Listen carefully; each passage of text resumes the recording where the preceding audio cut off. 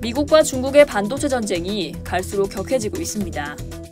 조 바이든 미 행정부는 중국의 첨단 반도체 개발을 막기 위해 수출 통제를 더 강화하는 조치를 취했는데요.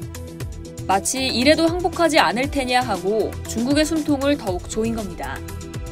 블룸버그 통신은 지난달 29일 미 상무부가 모든 미국 반도체 제조 장비의 중국 수출 제한 기준을 10나노에서 14나노로 확대했다고 보도했습니다. 14나노 공정 장비를 중국에 수출하려면 허가를 받아야 한다는 뜻인데요. 지난주 의회를 통과한 반도체 육성법으로 중국 내 첨단 반도체 투자와 공장 증설을 금지한 데 이어 숨 돌릴 틈 없이 수출 통제 강화 카드를 뽑아든 겁니다. 10억분의 1m를 가리키는 나노미터는 반도체 회로 선폭의 단위로 쓰입니다. 이 선폭이 줄어들수록 정보 처리 속도가 빨라지죠. 14나노급 공정은 현재 첨단 반도체를 가르는 기준으로 평가되는데요. 중국 파운드리 기업 SMIC가 지난해 14나노 공정 제품 양산에 들어갔고 최근엔 7나노급 초미세 공정 개발에 성공한 것으로 알려지자 바이든 행정부가 수출 통제를 더욱 강화한 것으로 보입니다. 어느 나라든 미국의 장비 없이는 반도체 양산이 힘들기 때문에 이번 조치는 미국이 중국 반도체 기술 성장을 14나노로 제한한 것과 마찬가지라고 할 수 있습니다. 이런 가운데 미국은 일본과 차세대 반도체 공동연구센터를 신설하는 등 협력을 강화하고 있는데요.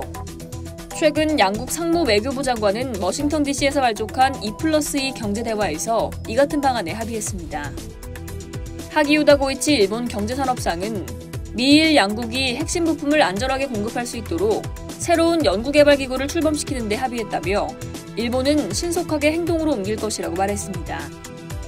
양국은 공동성명에서 차세대 반도체 개발에 지속적인 협력을 약속한다며 특히 반도체와 배터리, 중요 광물 등 전략 부문에서 공급망 복원력을 육성하기 위해 협력할 것이라고 밝혔습니다.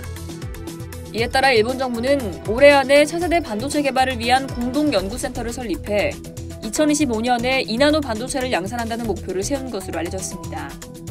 한편 존 커비 미 백악관 국가안보회의 전략소통조정관은 지난달 29일 브리핑에서 미국이 추진하는 한국, 대만, 일본 등 치포 동맹에 대한 한국의 참여에 대해 한국은 반도체 분야 역할과 관련해 스스로 말할 수 있다고 말했는데요.